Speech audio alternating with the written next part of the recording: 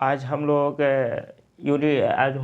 नया chapter vector and scalar सदिश एवं अदिश चैप्टर आज न्यू चैप्टर स्टार्ट करने जा रहे हैं हम लोग। इसके पहले वाला जो वीडियो था यूनिट एंड डायमेंशन था, वो वीडियो को समाप्त कर दिया गया है। उस वीडियो को पूरा का पूरा हो चुका है। अब न्यू चैप्टर हम लोग स्टार्ट करेंगे जो इसमें पढ़ना है वेक्टर एंड स्केलर, जिसको सदिश एवं अदिश बोलते हैं। ठीक है, तो इस चैप्टर का स्टार्ट करते न्यू चैप्टर है वेक्टर एंड स्केलर, एक नया चैप्टर है। आज हम लोग स्टार्ट करने जा रहे हैं। ठीक है, तो ये भी एक क्या वेक्टर है, स्केलर, ये दोनों क्या है, एक राशि है। एक क्या है, राशि, किसी न किसी राशि का ये भाग है जिसको भौतिक राशि बोलते हैं। तो एक भौतिक राशि का ही भाग है सदिश और अदिश। मतलब सदिश और अदिश इसलिए बनाया गया है, आप लोग को भी पता होना भी चाहिए कि सदिश और अदिश इसलिए बनाया गया है कि कौन ऐसे बहुत सारे राशि है जो जिसमें दिशा और परिणाम दोनों होते हैं। किसी में दिशा केवल, परिणाम तो सब में होते हैं, लेकिन दिशा किसी में होते हैं, किसी में नहीं होते हैं। उसी पर बेस है। तो इस आधार पर हम बता सकते हैं, आप भी बता सकते हैं कि कौन सा राशि सदिश राशि हो सकता है, कौन सा राशि अदिश राशि भी हो सकते हैं। ठीक है, आज उसकी हम बात करेंगे हम लोग। ठीक है, तो सदिश और अदिश क्या है, एक राशि का भाग है। वो किस राशि का, तो किसी भी राशि का हो सकता है जिसमें से एक भौतिक राशि, मैंने किसी भी राशि का नहीं, भौतिक राशि का, क्योंकि जनरल आता है पहले राशि से स्टार्ट होता है, तो वह फिजिकल क्वांटिटीज जिसको भौतिक राशि से स्टार्ट होता है। ठीक है, तो भौतिक राशि का ही भाग होगा। तो आज हम लोग सबसे पहले पढ़ेंगे भौतिक राशियाँ होता है क्या। तो सबसे पहले समझे कि भौतिक राशियाँ होता है क्या, इसके बारे में हम लोग जाने। तो भौतिक राशियाँ वे होते हैं जिसके टर्म में, जिसके पद में या जिसके टर्म में क्या होते हैं, भौतिकी के नियमों को व्यक्त किया जाता है और इसको मापा भी जाता है। लेकिन मापा जाता है कैसे, या तो डायरेक्टली या तो इनडायरेक्टली, मतलब प्रत्यक्ष या अप्रत्यक्ष रूप से भी मापा जा सकता है। इसका इंग्लिश में डिफिनीशन है कि those quantity in term of विच, जिसके पद में क्या होता है, जिसके पद में law of physics, law of भौतिकी के नियमों को कैन बी एक्सप्रेस्ड, कि उसको व्यक्त किया जाता है किसके टर्म में, इन टर्म ऑफ विच, मतलब law of physics, law of physics के टर्म में उसको व्यक्त किया जाता है, भौतिकी के नियमों में व्यक्त किया जाता है। ठीक है, और साथ साथ एंड मेजर्ड, मापा भी जा सकता है डायरेक्टली और इनडायरेक्टली। वही बात लिखा होगा बोर्ड पे कि आज हम लोग फिजिकल क्वांटिटी के बारे में पढ़ेंगे, जिसके एक इसी का भाग है जो पढ़ना वेक्टर एंड स्केलर। भौतिक राशि के अंतर्गत बहुत सारे राशि हैं, लेकिन इसको को भी छाटना है। छाटना मतलब कि नहीं होता है कि उसको डिस्ट्रीब्यूट करना, उसको भी छाटना है कि कौन सा अदिश होगा, कौन सा सदिश होगा। इससे बहुत सारे क्वेश्चन पूछे जाते हैं सदिश और अदिश से, कि कौन सा राशि सदिश है, कौन सा राशि अदिश है। अधिकांश कॉम्पिटिटिव एग्जाम में, बहुत सारे एग्जाम में ये पूछे जाते हैं क्वेश्चन। ठीक है, तो आज हम लोग समझेंगे।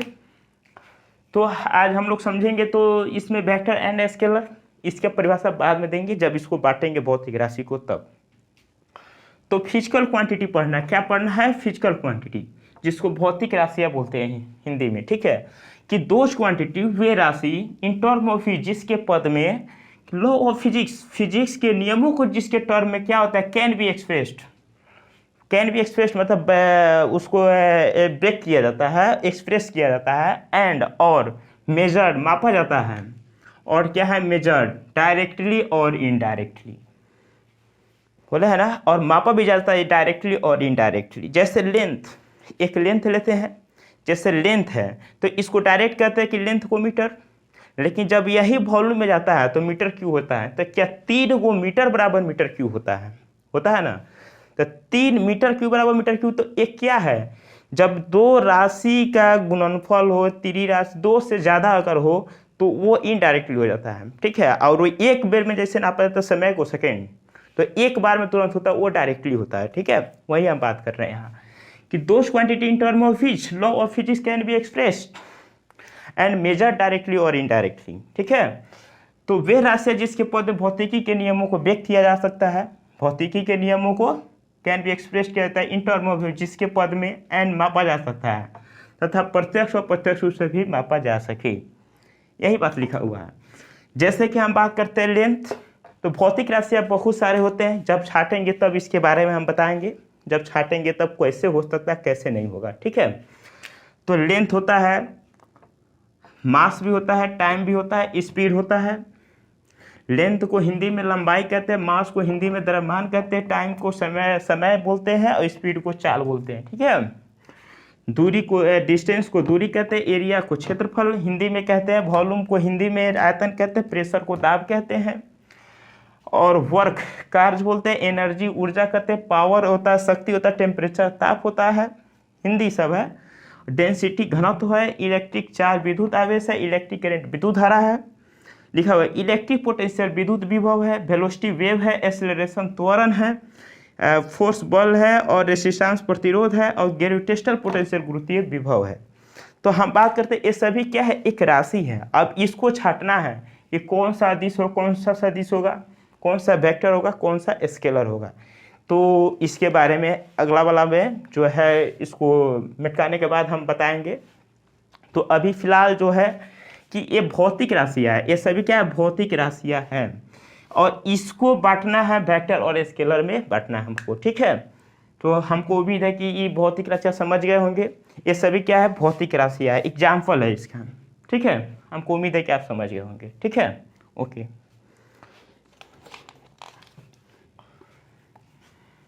लिख लीजिएगा, आप लोग भी लिख लीजिएगा, ठीक है, लिख लीजिएगा।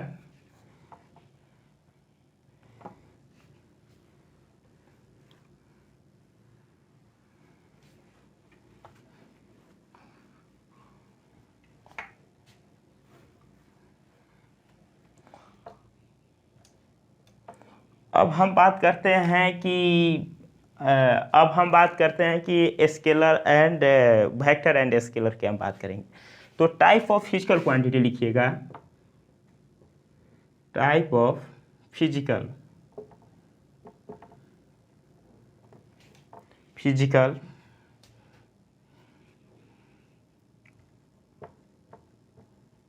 क्वांटिटीज, भौतिक राशि,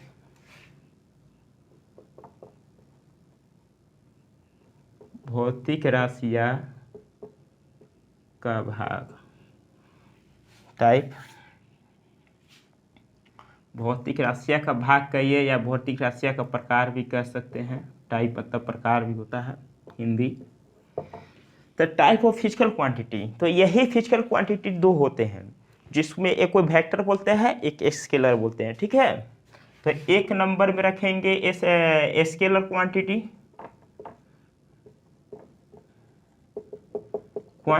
जिसको बोलते हैं अदिश राशियाँ।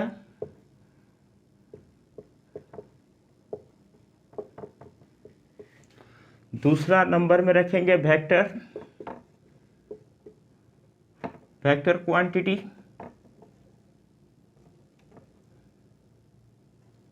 क्वांटिटी, जिसको बोलते हैं सदिश राशियाँ।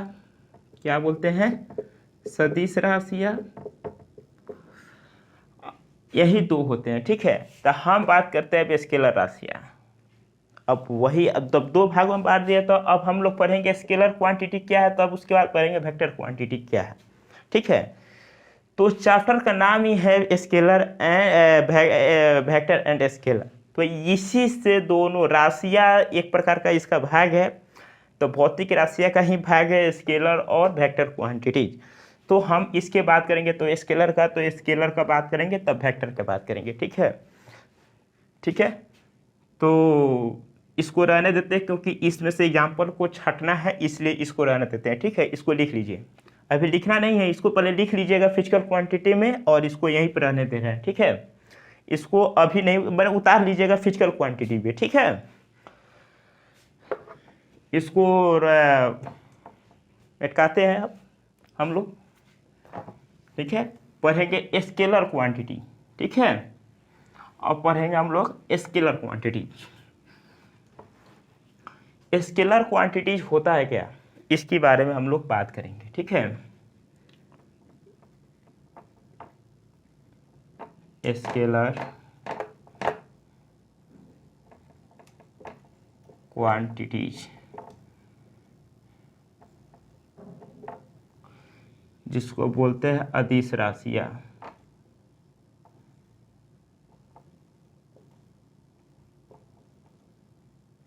ठीक है, इसको बोलते हैं अदिश राशियाँ।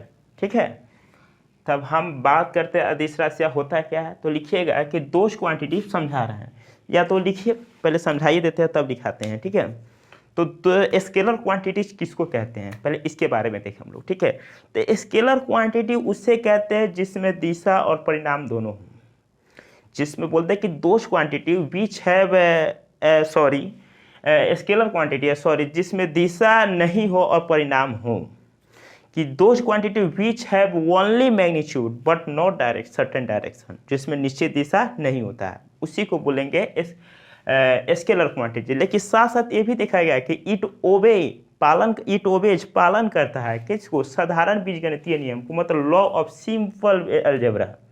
एंड साथ साथ ये डज नॉट ओबे, और ये पालन नहीं करता है किसको, ट्रेंगल लॉ ऑफ उसको बोले लॉ ऑफ ट्रेंगल एडिशन, त्रिभुज के नियम का भी पालन ये नहीं करता है। ठीक है, तो उसकी बात करेंगे।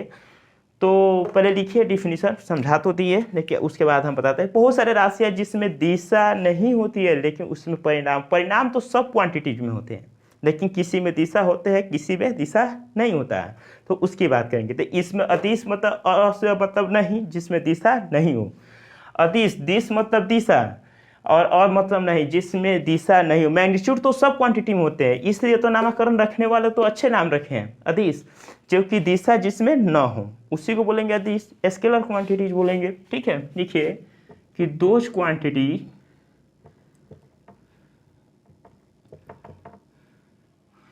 सॉरी यहाँ से लिखिए, those quantities which have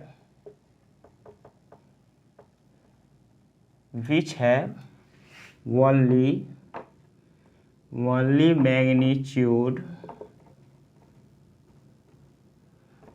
magnitude but not certain direction,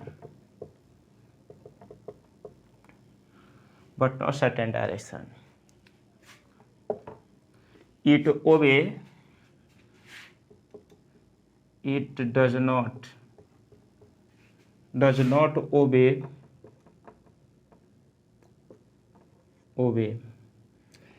it does not obey, लिखिएगा, does not obey rule of लिख सकते हैं, रूल या law of triangle, TRIAN, triangle addition.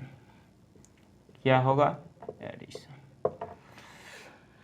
लेकिन ये स्केलर क्वांटिटीज है, और एंड ओबे, और पालन करता है, ओबे लिख लीजिएगा, ये भी ओबे पालन करता है लॉ ऑफ सिंपल अलजेब्रा, बीजगणितीय। ठीक है, हिंदी लिखिएगा,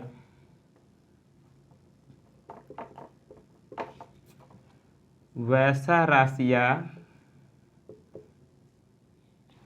जिसमें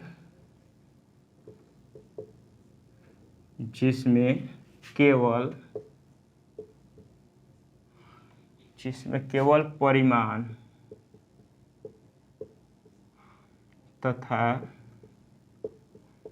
निश्चित दिशा न हो। सर्टेन मतलब निश्चित लग गया, जिसमें निश्चित रूप से दिशा न हो, निश्चित दिशा न हो। ठीक है, उसी को बोलेंगे। तो हम लोग बोले कि वैसा राशि जिसमें केवल परिणाम तथा निश्चित दिशा न हो, केवल परिणाम हो तथा परिणाम हो, लिख लीजिएगा यहाँ, परिमाण हो तथा निश्चित दिशा न हो, तथा और यह मतलब यह है ना, त्रिभुज योग का नियम का पालन नहीं करता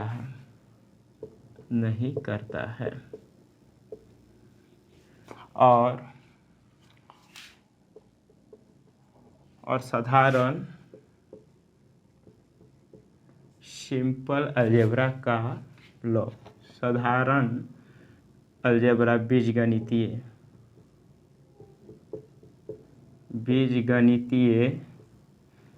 साधारण बीजगणितीय नियम का पालन करता हो। ठीक है, जैसे हम बताते हैं कि स्केलर क्वांटिटीज का परिभाषा लिखे है कि those quantity which have only magnitude, इसमें दिशा केवल परिणाम होते हैं, परिमाण होते हैं जिसमें दिशा नहीं होता है, बट नॉट सर्टेन डायरेक्शन, लेकिन इट डज नॉट ओबे, पालन नहीं करता है लॉ ऑफ ट्रायंगल एडिशन लिखे है, एंड ओबे लॉ सिंपल अलजेब्रा, मतलब कि साधारण अलजेब्रा, साधारण बीजगणितीय को वह पालन करता है। कैसे, उसके उदाहरण से स्पष्ट, क्योंकि मान लेते हैं कि कोई P एक बिंदु है, Q भी एक क्या है, बिंदु है, P एक बिंदु है, Q भी एक बिंदु है,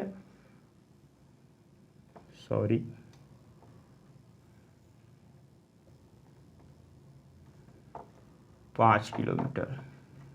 देखिए, तो हमने बताया क्या, पहले समझिएगा गौर से, कि P और Q के बीच की दूरी एक रास्ता है 5 किलोमीटर, जो ऐसा है, टेढ़ा है, रैंडम में है, जो इसकी क्या दिशा फिक्स है, दिशा फिक्स नहीं है, क्या है, दिशा फिक्स नहीं है।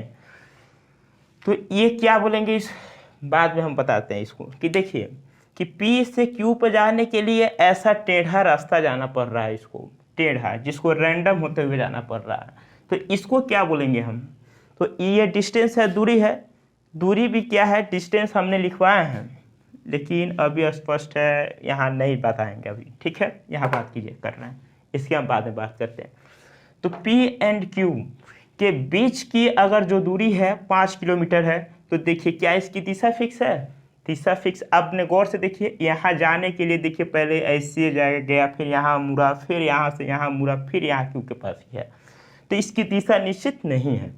लेकिन बट अगर कोई यहाँ से आदमी मतलब जा ही रहा है 5 किलोमीटर, लेकिन बट यहाँ से अगर डायरेक्ट अगर मिला दिया जाए, तो ये क्या है, इसी को मतलब शॉर्ट लेंथ होता है, P से Q तक जाने के लिए जो शॉर्ट लेंथ होता है उसको डिस्प्लेसमेंट बोलेंगे, और जो लॉन्ग पाथ होता है, जिसमें से अगर ज़्यादा लंबा रास्ता होता है, लॉन्ग पाथ होता है, उसको डिस्टेंस बोलेंगे। ठीक है, अभी फिलहाल समझिए कि लॉन्ग पाथ है, तो इसलिए उसको डिस्टेंस बोलेंगे, इसको जिसको दूरी बोलते हैं हिंदी में, ठीक है, और इसको डिस्प्लेसमेंट बोलेंगे,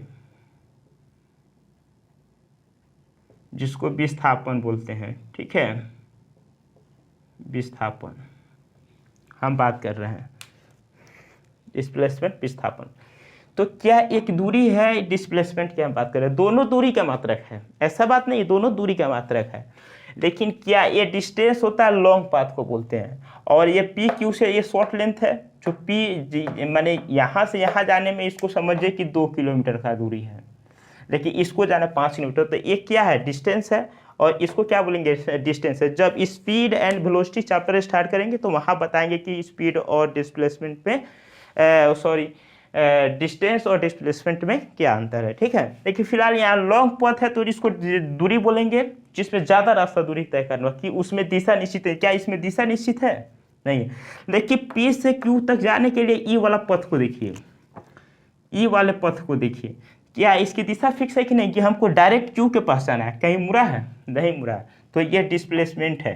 तो इसमें हम बताया कि इसमें विच है only magnitude but not direction, इसमें निश्चित दिशा नहीं होता है। तो क्या इसकी दिशा डिस्टेंस का है, नहीं है, लेकिन डिस्प्लेसमेंट का है।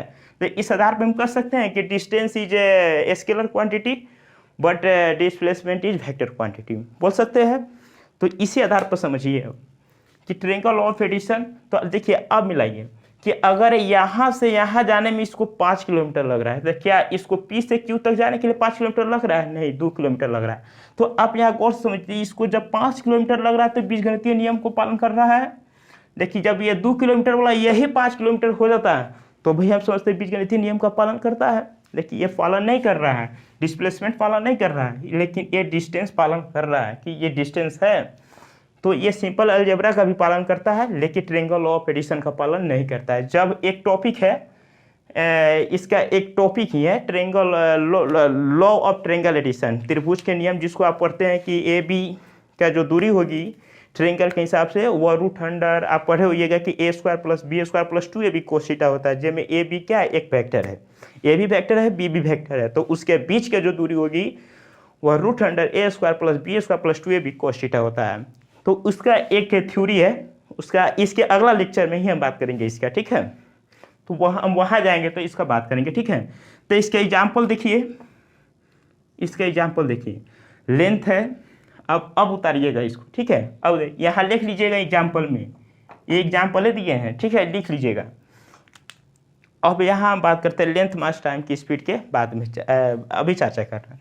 तो लेंथ है, मास है, टाइम है, ये सभी क्या स्केलर क्वांटिटी हम बोल रहे हैं, स्केलर क्वांटिटी इसमें छांट रहे हैं। लेंथ भी है, लंबाई, लेकिन जैसे speed and velocity, work, energy, power, ये सभी जब चैप्टर जैसे जैसे आएंगे वहाँ बताएंगे कि कैसे स्केलर क्वांटिटी है, कैसे अभी फिलहाल समझना है कि कौन राशि कैसे मैंने कौन राशि कौन है, इसको अभी फिलहाल समझना है, ठीक है। जब पढ़ाएंगे वहाँ जैसे कि एरिया, वॉल्यूम सब पढ़ाएंगे वहाँ, जैसे एनर्जी, पावर, ये थी है, वर्क है, एक चैप्टर ही है, वहाँ पढ़ाएंगे। टेम्परेचर जो है ना, उसमें ताप जो है, हीट एंड टेम्परेचर, वहाँ पढ़ाएंगे इसको, ठीक है। तो पढ़ाएंगे तो वहाँ बताएंगे कि कैसे वह ट्रायंगल लॉ का पालन नहीं करते, क्योंकि ट्रायंगल लॉ एक टॉपिक है, जब उसको पढ़ाएंगे तब वहाँ क्लियर करेंगे, ठीक है। तो लेंथ है, मास है, टाइम है, स्पीड है, ये सभी अदिश राशि है, जिसको स्केलर क्वांटिटी है। डिस्टेंस भी है, एरिया भी है, वॉल्यूम है, प्रेशर भी होता है, अच्छा, वर्क भी होता है, एनर्जी भी होता है, पावर भी होता है, टेम्परेचर भी होता है, और डेंसिटी भी होता है, यहाँ तक कि इलेक्ट्रिक चार्ज भी होता है, इलेक्ट्रिक करंट भी होता है, इलेक्ट्रिक पोटेंशियल भी होता है, वेलोसिटी नहीं होता है, सॉरी वेलोसिटी नहीं होता है, वेलोसिटी नहीं होता है, ठीक है। और एक्सेलरेशन भी नहीं होता है, लिखिएगा। ग्रेविटेशनल पोटेंशियल होता है, लिखिएगा। फोर्स नहीं होता है, पता है ना, फोर्स नहीं होता है, ये सभी होते हैं, लिख लीजिएगा, इतना एग्जाम्पल है, ठीक है।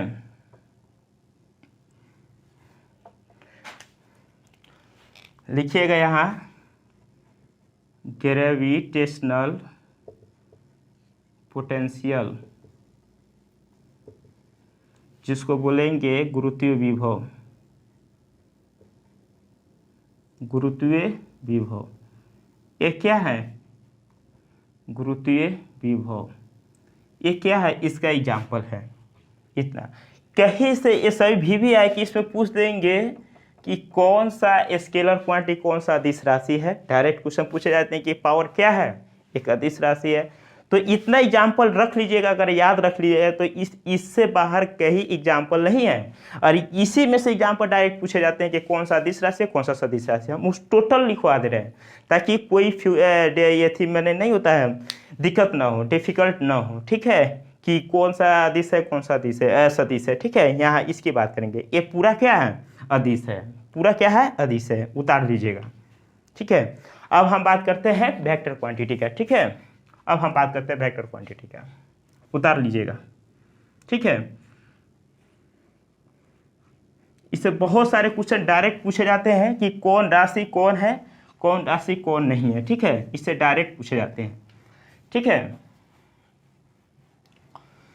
कौन राशि क्या है, कौन राशि कौन है, मैंने क्या है, कौन है, ये सभी डायरेक्ट पूछे जाते हैं एग्जाम में। ये नहीं पूछते हैं कि हाँ आजकल जितने भी कॉम्पिटिटिव एग्जाम है सब ऑब्जेक्टिव पूछा, तो सब्जेक्टिव तो पूछे नहीं है, तो सब्जेक्टिव पर ध्यान मत दीजिएगा, क्योंकि उसको भाषा पर समझना है कि कौन सा दिश है जिसमें दिशा और दिशा होता है, दिशा नहीं होता है लेकिन परिणाम होता है, मैग्नीट्यूड होता है लेकिन डायरेक्शन नहीं होता है, सीधे सीधे समझना, उसके बाद एग्जाम्पल देख लेना, बस हो गया कि यही पढ़ना है। लेकिन डिफ्यूजन याद नहीं करना, डिफिनीशन याद नहीं, क्योंकि कॉम्पिटिटिव एग्जाम है, कोनो सब्जेक्टिव नहीं कि हाँ याद करना कि लिखना है, ठीक है।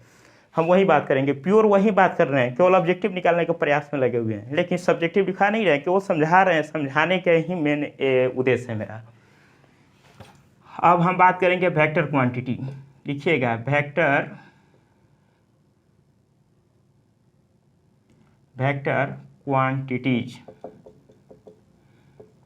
जिसको बोलते हैं सदिश राशियाँ, ठीक है, कि those quantities which have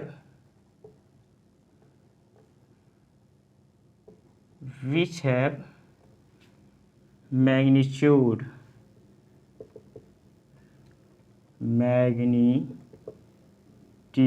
and direction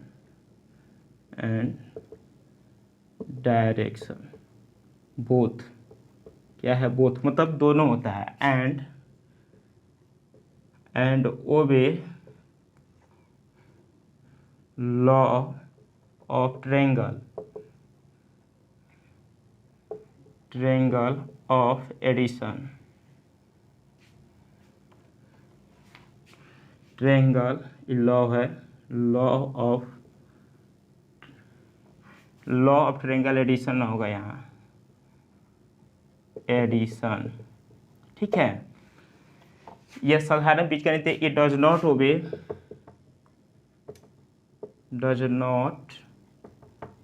ओबे simple algebra, law of simple algebra, ठीक है। अलजेब्रा है ए है। देखिए यहाँ पर कि वैसे वे राशियाँ जिसमें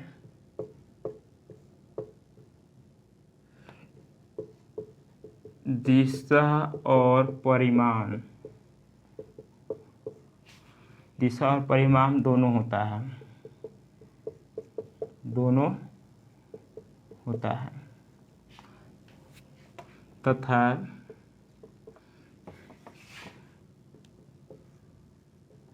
त्रिभुज के नियम का भी पालन करता है, लेकिन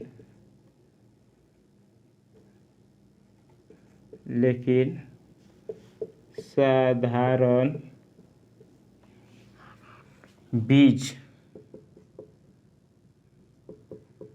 बीजगणितीय नियम का पालन नहीं करता है, ठीक है। वे राशियाँ जिसमें दिशा और परिणाम दोनों होता है, त्रिभुज लॉ का भी पालन करता है, लेकिन साधारण बीजगणितीय नियम का पालन नहीं करता। जो आप समझ गए होंगे, डिस्टेंस और डिस्प्लेसमेंट का उदाहरण दिए वहाँ समझ गए होंगे, ठीक है। तो इसका डायरेक्ट हम एग्जाम्पल की हम बात करते हैं, जिसमें दिशा और परिणाम दोनों होता है।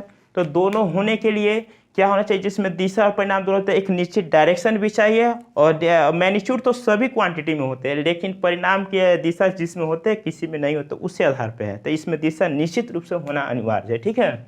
उसके हम बात करेंगे, जैसे बोलेंगे डिस्प्लेसमेंट, जो अभी बोले हैं ना, डिस्प्लेसमेंट PLACEMENT, डिस्प्लेसमेंट जिसको हिंदी में बोलते हैं विस्थापन, ठीक है। डिस्प्लेसमेंट, वेलोसिटी वेग बोलते हैं, फोर्स बोलते हैं ना, FORC फोर्स बल, एक्सेलरेशन जिसको हिंदी में त्वरण बोलते हैं। Displacement, velocity, force, acceleration, momentum जिसको संवेग बोलते हैं, एंगुलर मोमेंटम जिसको कोणीय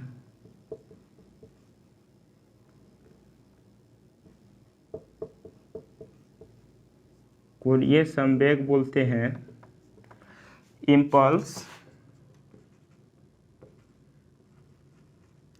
इम्पल्स जिसको बोलते हैं आवेग, और एंगुलर इम्पल्स जिसको बोलेंगे कोणीय आवेग। क्या बोलेंगे? कोणीय आवेग, ठीक है, आवेग। इसके बाद बोलेंगे इम्पल्स, एंगुलर इम्पल्स। याद करने का तरीका है, डिस्प्लेसमेंट को टाइम से भाग दीजिएगा तो वेलोसिटी को टाइम से, एक्सेलरेशन टाइम को फोर्स। उसके बाद फोर्स इनटू के द्रव्यमान को ही कहते हैं मोमेंटम, एंगुलर मोमेंटम। इसका मोमेंटम से एंगुलर मोमेंटम, इम्पल्स से एंगुलर इम्पल्स। ठीक है, उसके जितने सारे फील्ड हैं, जैसे इलेक्ट्रिक फील्ड, इलेक्ट्रिक फील्ड को हिंदी में कहते हैं विद्युत क्षेत्र। ठीक है, मैग्नेटिक फील्ड,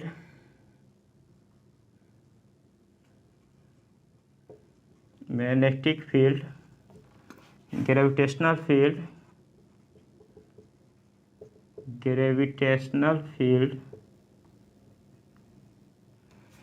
मैग्नेटिक फील्ड, इसको चुंबकीय क्षेत्र बोलते हैं हिंदी में, चुंबकीय क्षेत्र। इसको बोलते हैं गुरुत्वीय क्षेत्र,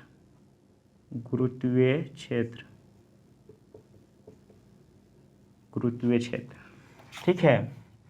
और होता है dipole, electric dipole and magnetic dipole.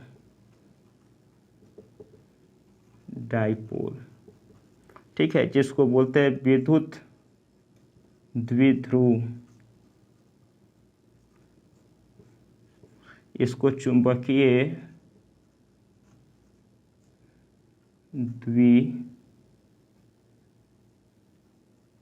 द्विध्रुव बोलते हैं। ठीक है, देखिए हम यही बात कर रहे हैं, इतना ही एग्जाम्पल है, इसी में से डायरेक्ट पूछे जाते हैं, कहीं से नहीं रहेगा। अदर एग्जाम्पल कहीं से रहबे नहीं करता था, इसी में रहेगा। और जैसे जैसे हम चैप्टर को बढ़ेंगे वैसे वैसे सब आएगा फिजिक्स में, सब वहाँ डिटेल से हम बताएंगे। और कैसे हुआ वेक्टर, कैसे नहीं स्केलर हुआ, इसकी हम वहाँ बात करेंगे। ठीक है, तो वेक्टर क्वांटिटी है एक टॉपिक है, इसमें उसका सेकेंड है फिजिकल क्वांटिटी का, जिसमें मैग्नीट्यूड एंड डायरेक्शन दोनों होता है। ट्रायंगल लॉ ऑफ एडिशन को भी पालन करता है, लेकिन ये सिंपल अलजेब्रा को पालन नहीं करता है। ठीक है, त्रिभुज के नियम का भी पालन करता है, जिसमें दिशा परिणाम दोनों होता है, लेकिन साधारण बीजगणितीय नियम का पालन नहीं करता है। लेकिन डिस्प्लेसमेंट की बात करें, डिस्प्लेसमेंट होता है, इसके अंतर्गत वेलोसिटी होता है, टाइप फोर्स भी होता है। याद करने का एक तरीका है, कैसे वो भी बता रहे हैं हम। मात्रा कम है, इसको याद रखिए, बाकी जो भी है वो क्या हो जाएगा, अदिश हो जाएगा। इतना याद रखिए, सदिश याद कर लीजिए, इतना बाकी कुछ भी है वो अदिश हो जाएगा। एक ट्रिक है, तो इसको ये को याद रखने का एक तरीका है, कैसे हमने बता रहे हैं। देखिए डिस्प्लेसमेंट ये को खाली याद रखिए, डिस्प्लेसमेंट याद रखिए कि ये सदिश होता है। कैसे, तो डिस्प्लेसमेंट मतलब विस्थापन होता है। इसको अगर टाइम से भाग देते हैं तो आप लोग पढ़े होइएगा, पहले से पढ़े होइएगा, 9th 10वां में आप लोग पढ़े होइएगा, 9th क्लास में। यही हम बात चर्चा कर रहे हैं, लेकिन हम तो ऊपर वाले क्लास की हम बात कर रहे हैं। तो डिस्प्लेसमेंट केवल याद रखिएगा विस्थापन, जिसको अगर समय से भाग मतलब टाइम से भाग दीजिएगा तो वेलोसिटी मिलता है, वेलोसिटी को भी टाइम से भाग दीजिएगा तो एक्सेलरेशन मिलेगा। तो ये सभी क्या है, वेक्टर क्वांटिटी है। इससे अगर मतलब कि अगर मास से गुना कीजिएगा तो फोर्स मिलेगा। तो फोर्स क्या, अभी एक बल है तो क्या एक सदिश है। और फोर्स को अगर द्रव्यमान से गुना करेंगे तो फिर मोमेंटम मिलेगा। तो ये मोमेंटम भी एक सदिश है। अब मोमेंटम से भी एंगुलर मोमेंटम, ये भी एक सदिश है। इम्पल्स आवेग बल गुने समय होता है, फोर्स इनटू टाइम। तो ये भी एक क्या है, इम्पल्स है, बोलते हैं, उसको बोलते हैं सदिश राशि है, वेक्टर क्वांटिटी है। इसको भी एंगुलर इम्पल्स जो कोणीय आवेग है, ये भी क्या है। अब सारे इलेक्ट्रिक फील्ड का एक दिशा होती है। जैसे कि अगर हम बताएंगे, जब इलेक्ट्रिक करंट पढ़ाएंगे ना, वहाँ बताएंगे कि अगर कंडक्टर में अगर पोटेंशियल डिफरेंस देते हैं, पोटेंशियल अगर देते हैं, वोल्टेज देते हैं सप्लाई, तो इलेक्ट्रिक फील्ड एक निश्चित डायरेक्शन होता है और इलेक्ट्रॉन का भी एक निश्चित डायरेक्शन होता है, वहाँ बताएंगे। ठीक है, तो जितने भी सारे फील्ड है वो सभी याद रखिए, जितने भी फील्ड है वो सारे क्या होंगे, सदिश राशि। जितने सारे पोटेंशियल होंगे, पोटेंशियल समझते हैं, उसको बोलते हैं विभव, जिसको पोटेंशियल कहते हैं, वो सारे हो जाएंगे अदिश राशि। वो सारे क्या हो जाएंगे, अदिश राशि। वो सारे क्या हो जाएंगे, अदिश राशि, जिसको स्केलर क्वांटिटी कहते हैं इंग्लिश में। ठीक है, स्केलर क्वांटिटी हो जाएंगे। याद रखने का एक तरीका है, जितने पोटेंशियल होंगे, या तो ग्रेविटेशनल पोटेंशियल हो, इलेक्ट्रिक पोटेंशियल हो, मैग्नेटिक पोटेंशियल तो होता नहीं है, लेकिन सारे जितने होंगे पोटेंशियल वो सभी क्या हो सकते हैं, स्केलर क्वांटिटी होता है। और एनर्जी मतलब किसी भी एनर्जी हो, जैसे काइनेटिक एनर्जी हो या पोटेंशियल एनर्जी हो, ये सारे जो भी एनर्जी होंगे वो सभी स्केलर क्वांटिटी होंगे। स्केलर मतलब अदिश राशि होंगे। देखिए याद करने का तरीका बता रहे हैं कि इलेक्ट्रिक फील्ड जितने सारे फील्ड है वो सभी सदिश राशि होते हैं या वेक्टर क्वांटिटी होते हैं। तो इलेक्ट्रिक फील्ड लिए, मैग्नेटिक फील्ड लिए यहाँ, और ये ग्रेविटेशनल फील्ड लिए, 3 फील्ड होबे करता है। इलेक्ट्रिक डाइपोल जितने होते हैं वो भी होते हैं। तो इलेक्ट्रिक डाइपोल, मैग्नेटिक डाइपोल हो गया। अब ये तरीका है याद करने का, इसको याद रख लीजिएगा। पक्के जो भी कुछ आए आँख मुँह वो लगा दीजिएगा स्केलर क्वांटिटी एग्जाम में, ठीक है। आज इतना ही पढ़ने देते हैं, और आज इतना ही पढ़ने देते हैं, ठीक है। अगर अच्छा लगे होगा तो सब्सक्राइब जरूर कीजिएगा आप लोग, ठीक है। जिस दिन अगर हम आप लोग से एक बात करना चाहते हैं कि 1K पहुंचेगा तो हम यूट्यूब पे लाइव आने का प्रयास करेंगे, ठीक है। 100% गारंटी के साथ करें कि हम यूट्यूब पे लाइव आएंगे, ठीक है। तो आप लोग से जरूर कहेंगे कि सब्सक्राइब कीजिए, और बात करेंगे कि वीडियो को भी शेयर करते रहिए ताकि सब्सक्राइब पहुँचे। जितने जल्दी पहुँचेंगे 1K उस दिन उतना ही हम भले उस दिन कुछ व्यवस्था करके हम यूट्यूब पे लाइव आने का प्रयास करेंगे आप लोग के साथ, ठीक है। ओके थैंक्स, आज इतना ही रहने देते हैं, ठीक है। इसके बाद अब लेक्चर बात करेंगे कल, ठीक है। Okay thanks.